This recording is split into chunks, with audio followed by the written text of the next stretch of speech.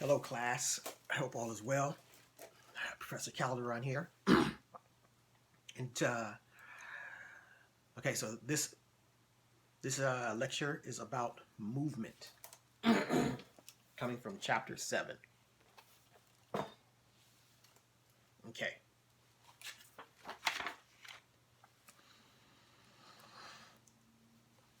So he starts off by talking about different types of movement. Actual movement occurs only when the real world. So like right now, not in the camera world, but right now I'm sitting here in my little bedroom and I'm moving. That's actual movement in the real world. Then there's what he calls apparent movement. And that's when one stationary object is replaced by another stationary object. The change between the two objects may be perceived as movement in the single object. This creates apparent movement. What does that mean? When one stationary object is replaced by another stationary object. Okay, so he has what's called apparent movement occurs in the real world when the row of lights. Okay, so apparent movement is like when we see in a marquee. You guys don't know what a marquee is. In the sign of, like, say, Las Vegas, and it looks like the lights are blinking, and they blink synchronously, and they blink in a way that makes it looks like something is moving. Okay, that's apparent movement, where lights or something stationary are transferring movement to an object. Okay. And he gives us an example here of, like, imagine these were four lights in a sign, and the first one blinks, second one blinks, third one blinks, fourth one blinks. As they blink synchronously, we will perceive a moving object, a moving triangle. That's a little tricky one. Hopefully you guys can get that. I'm trying to think of a better way to explain it. That's the best way to explain it. Okay, the next one is induced movement. Okay, induced movement occurs when a moving object transfers its movement to a nearby stationary object. The stationary object then appears to move, and the moving object appears stationary. Okay, so I have these little mock-up cars here. I'm going to put it in front of the camera. And we have a stationary object. Let's say that car is stationary and this is a bus. Alright. And if that bus begins to move, it can look as if the car is moving. Okay? But it's not. It's just the movement of the wall behind it. Okay? So we have the stationary car, and then the thing behind it is moving, and it induces movement, the feeling of that other object moving. The stationary object then appears to move, and the moving object appears stationary. So the real movement is one way, but the induced movement is the opposite direction. Induced movement occurs sometimes at a traffic intersection. Imagine you're in a car stopped next to a large bus. If the bus slowly moves forward, you may feel as if your car is drifting backwards. You are not really moving, but the forward movement of the bus induces the sense of movement in your car. Okay. The next one is relative movement. Relative movement occurs when the movement of one object can be gauged by the changing position relative to a second stationary object. Okay, so we have the two objects here, the Hot Wheels. And based off of its position to this stationary one, the one that moves gives us the changing position relative to the stationary object, gives us relative movement. That's a simple one. That's relative movement. So we have one object in the background, one moving in the foreground. Sorry. Okay, bring it up closer. It's hard to see these principles with little cars and not on a big screen. But imagine you got to imagine that induced larger. Drink some coffee.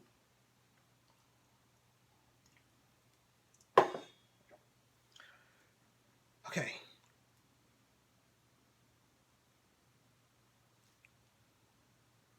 Simple and complex movement. Now we get into the types of movement, simple versus complex. In the real world, movement occurs in two and three dimensions.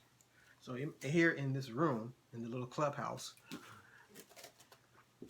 I can move left, right, I can get up, down, I can move forward, backward, right, in the third dimension. But on the screen world, I can't do that. On the screen, I can only move left, right, up, and down.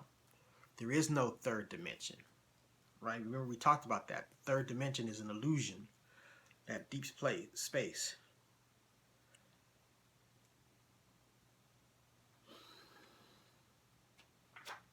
Okay, so objects in the real world can move in depth, advancing or receding from the camera when photographed. On screen, these objects appear to move in depth toward and away from the viewer, but the depth is illusionary.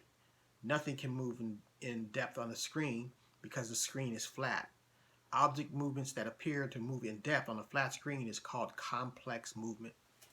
So, then he gives us an example. We have a car, and as it gets closer, right, that third dimension that it's moving in, as it gets closer in that third dimension, it gets larger, size difference, size change. And it's creating the illusion of deep space. It's creating the illusion of that third dimension. This is the third dimension. Okay? And I say an illusion because the third dimension doesn't exist on a flat 2D screen. Your screen that you're looking at this on is flat, right? It may even be, if it's a laptop you're on, it's less than half an inch thick. Yet we have the illusion that this car is rolling, what, about 9 inches. Okay? So that third dimension on the flat screen is an illusion. And it's considered what we call a complex movement. Complex, coming at the screen, moving away. Okay? Movement in the screen world, we have three types of movements. And this is in the screen world. We have an object that moves, right? We have the camera that moves, right? And the third one is important. Third one is the audience's point of view, where they're looking. Right now, you're looking at my eyes, most likely, because there's nothing going on in the background. And my eyes are there. Those are called points of interest. Okay? If I sat on this side, now you'd be looking on this side of the camera, or this side of the, the screen. Okay? So, we are we are drawn to our eyes and faces as a point of interest. It's my coffee. Okay? Anything that moves in relation to the frame line is a moving object. Every moving object generates a track. Anything that moves in the frame line, right, is the frame. Anything that moves is going to generate a track. What does that mean? So, for example, we have this car here. Try to make it as flat as possible. And the car moves across the frame. It's generated a line now, an invisible line that follows it.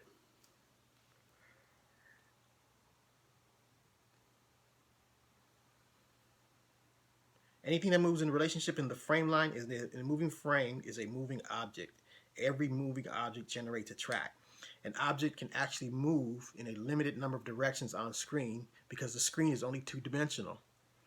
An object can make a horizontal, vertical, diagonal, circular, or even an on-the-screen appearance to move in 3 dimensions.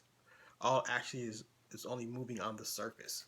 So we can have the direction of the line going diagonal, up, left and right, even in a circular motion, right?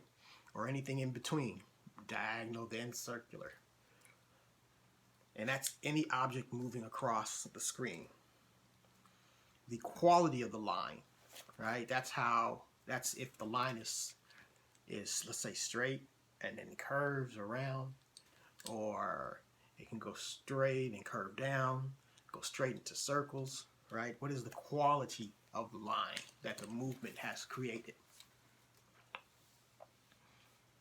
And then that movement generates a track. The eyes will follow that object. And as the eyes follows that object, sorry, let me get my little car here. As the eyes follow this object, it generates a line. And your eyes will follow that line. Okay?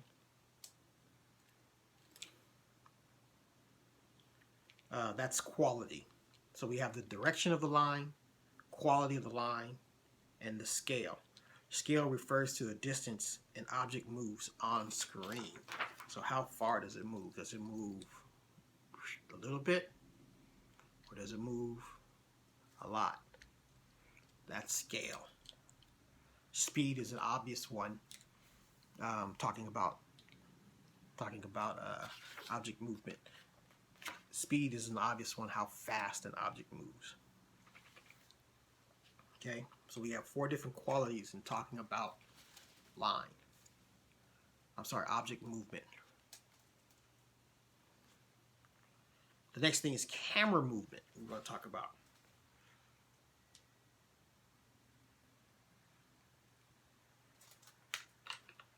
I can see better without my glasses.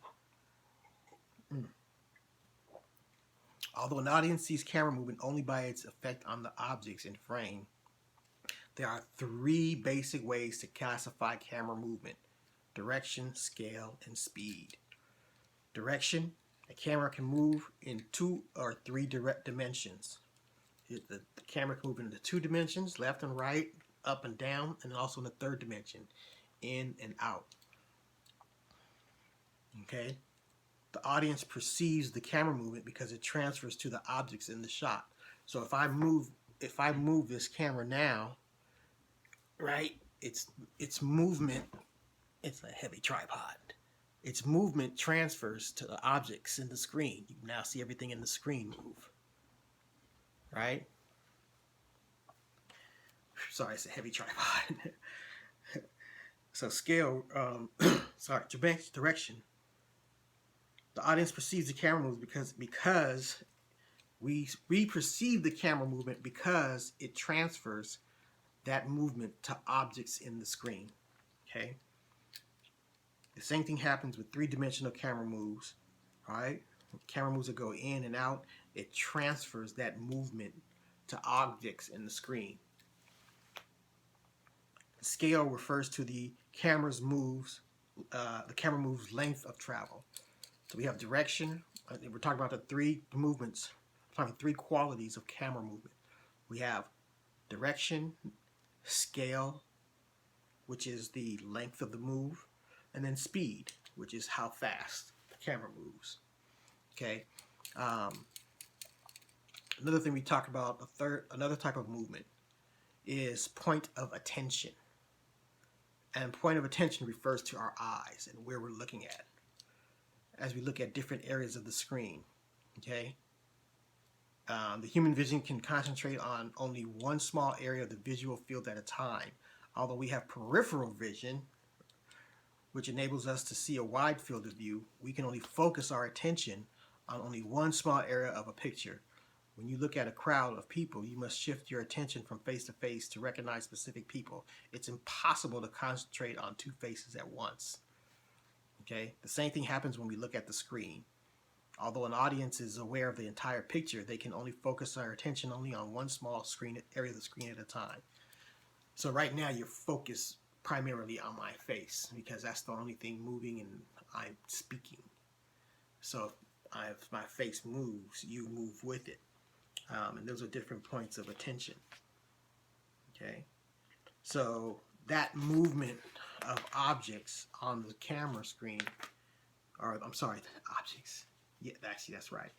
The movements of point of attention, right? If it moves, now I've created a movement because you're within your audience, the audience's eyes, because you're watching me and I'm moving across the screen. Your eyes are moving across the screen now. Hopefully, if you are watching.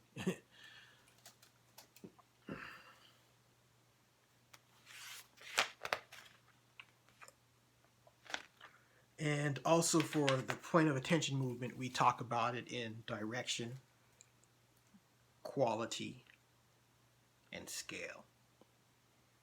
Okay, so I can say what was the quality of the movement? Was it straight, swerve out, or was it linear? Okay, what was the scale? Did it move a lot or a little bit? Okay. Okay, so of course, as we talk about all these, or we think about it and we utilize all these principles with movement, we want to think of it as we think of everything through the lens of contrast and affinity. Because remember, when things are in an affinity, it's less interesting. And when things are in a contrast, it's more interesting. Sorry. And we want to tell the best possible story, right? Or, yeah, we want to make the best possible film. So what we're looking at is learning how to use contrast and affinity to our advantage as a filmmaker. So in this sense, contrast and affinity for object movement. Okay? Since objects, the camera, and the audience point of view create movement, there are many ways to employ contrast and affinity. Remember, contrast and affinity can occur within a shot, from shot to shot, and from sequence to sequence. Okay, so now he's going to give us the ways to create contrast and affinity. Movement of a single object.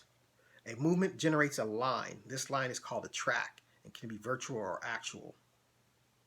The visual, we talked about that, the virtual tracks and the actual tracks. Okay, like an actual track would be someone walking through the snow, and as they walk through the snow, they're leaving a track behind them, or walking through the line behind them in the snow. A virtual track is an airplane, let's say, taking off in the field. That airplane is going to leave a track behind, a virtual track behind it as it takes off, and not an actual track. That was a little reminder. Coming back to this. Okay, the greatest contrast to object is no movement at all. It's possible to stage an entire production without object movement. This is sometimes called the tableau staging, where object movement is minimized in favor of the stationary arrangement of the objects in the frame. Usually, however, objects move with direction, quality, scale, and speed. Direction, left to right, up and down, diagonal, curvilinear, right? Those are directions. So how do we can vary this up from shot to shot if we want to create contrast. And here's an example of it. Here we have a unity in movement between shot 1 and shot 2. Right?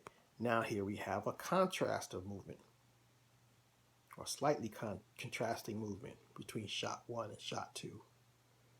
Okay? In the direction. Okay, so objects can generate straight or curved lines. And here we have a unity of direction. I'm sorry, a contrast of direction.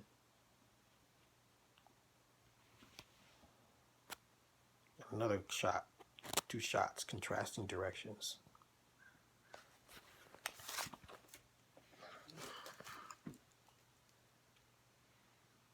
Speed we can vary. Have one shot where an object is moving slow, and the next one where the object is moving fast. That's going to be a contrast in speed, different speeds. Movements of an object with a background. We can vary the relationship between the line generated by a single moving object and the linear motif of a background creates visual intensity. Remember, linear motif is the shot reduced to its basic line shapes. Okay, so he's talking about the linear motif we mentioned before. We reduce the shot to its black and white scale, to its black and white scale, to its linear impressions, its lines, the impressions of lines that it makes. And you can do that sometimes. You can do that by squinting at an image, and you'll get its linear motif. And so what he's talking about is having a linear motif, the background, and how objects move across in relationship to that background. And here he's giving us some examples.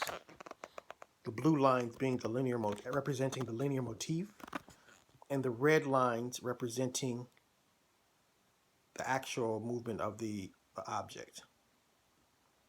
And in this case, their object is moving in unison with the linear motif, right? But they're moving in a vertical direction in shot 1 and then a horizontal direction in shot 2, thus creating contrast.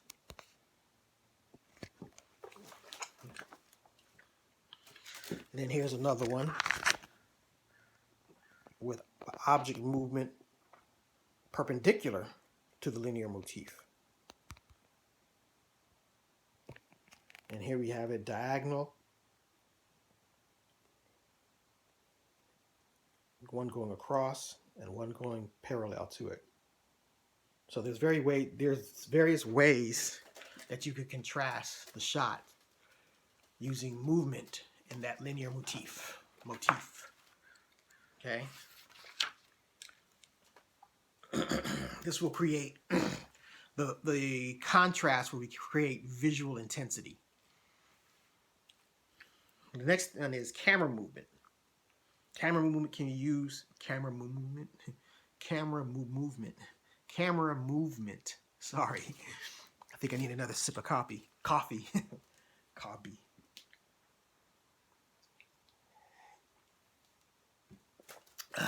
Camera movement. Movement of the camera can be used to increase or reduce the visual intensity. Remember, contrast and affinity can occur within a shot, from shot to shot, or from sequence to sequence. So the greatest contrast is no movement and then to movement. Like if all of a sudden this camera started moving around, it would be a huge contrast because it's been sitting practically still this whole time. Okay? Camera movement choices can be limited to 2 dimensions. A pan, like this, 2-dimensional, or tilt, or a zoom. Or 3-dimensional dolly track and crane moves. The difference between them is visually significant. Visually significant, you guys. Okay?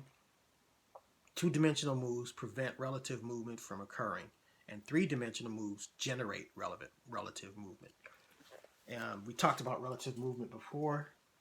Objects that are closest to the camera appear to move faster than objects that are farther away. Look how much farther this one has to go to get across the picture frame. But for this one to get across the picture frame, it just goes zip right on by. So even though they may be traveling the same speed, right, one appears to move faster than the other. And I'm moving these as close to the same speed as possible. Those are my grandsons, by the way. They're not mine. Cheers.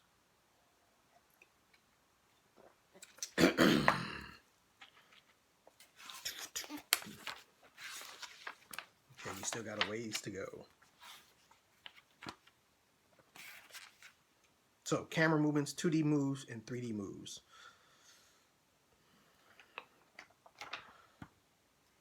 Also, under camera movement, we can talk about the speed and the scale of movements. The speed can be manipulated in the camera using frames per second. Like a higher frames per second will slow the action down, right? A low frames per second, usually it's 24 frames per second for film, 24p or something close to it, I should say. Unless it's an action sequence, they'll shoot an action sequence at a high frame rate. But that's getting into technical stuff. Let me get back to the book. Frames of speed. The speed of movement can be manipulated by changing the speed of the camera. This is called overcrank, slow motion, or undercrank, fast motion. The speed of the camera movement always runs at a standard of 24 frames per second. When the cameras run at a standard speed of 24 frames, the movement recorded of the camera will look normal when projected. An identical situation occurs in video when both camera recorders and playback systems actually run at 30 frames per second, or 29.9 frames per second. Okay, so this is different. What he's talking about here is important for filmmakers. You have to know the frame rate, okay? And most video cameras you can change, or digital now, and you can change your frame rate somehow. I have an app that can unlock the frame rate in my phone, and I can adapt that or change that. So for the camera, the video camera on my phone. So undercranking is slowing it down. Overcranking is, it's backwards. Overcranking is slowing it down. Undercranking is speeding it up. Okay. And that's changing the frame rate of in the camera. The principle of continuum of motion.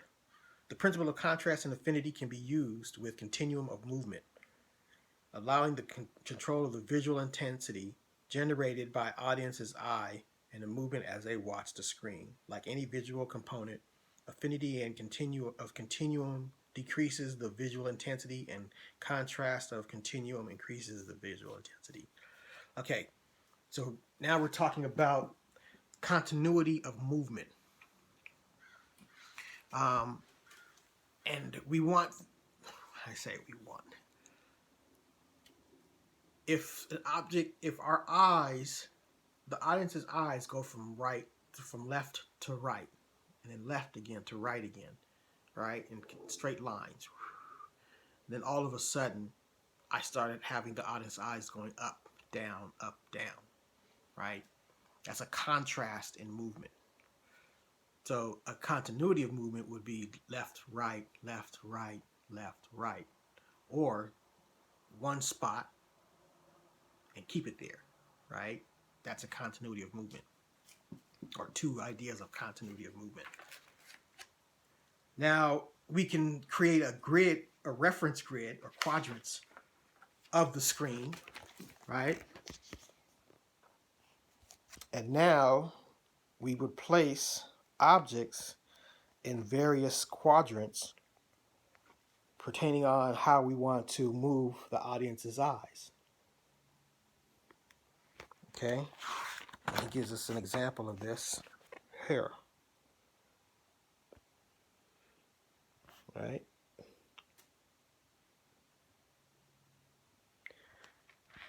So we can stage movements in different quadrants, knowing that the audience's eyes will follow those points of interest.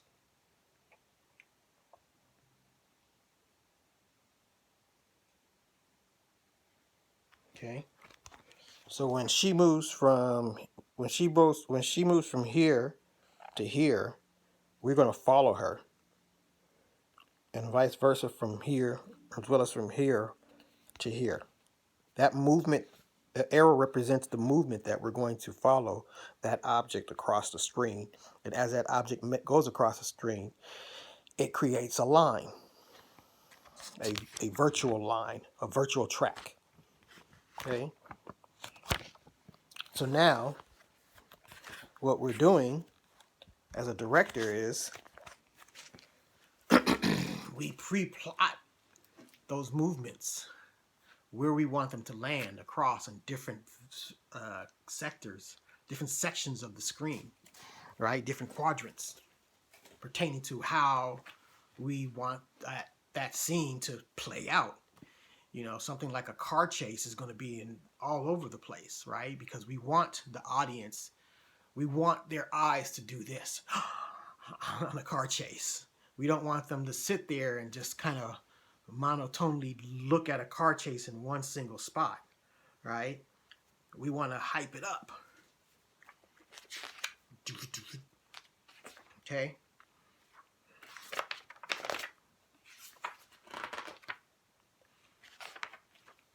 We can do that through various ways. Look at that. We can cut from one shot like this to a shot like that. Right? Have both of them in the same shot, where now there's some tension between the two. So there's various ways to create that contrast with the motion.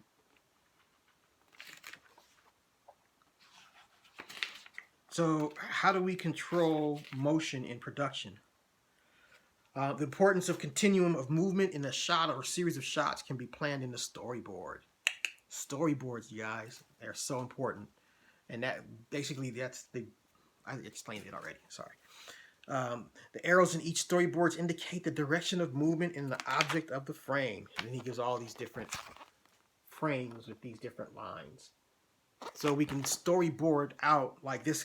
We can storyboard out a scene with complex movements, right? And we can plot out the continuum movement from shot to shot.